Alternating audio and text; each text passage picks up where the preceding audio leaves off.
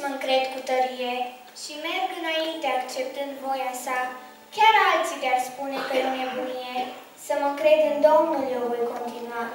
Eu știu că în clipa potrivită, cum nici nu mă aștept și cum nici n-am gândit, Iisus îmi va da izbăvirea dorită și de măreția îi voi fi copleșită. În mâinile Lui eu îmi las frământarea și nu mă mai tem de ce se va ivi.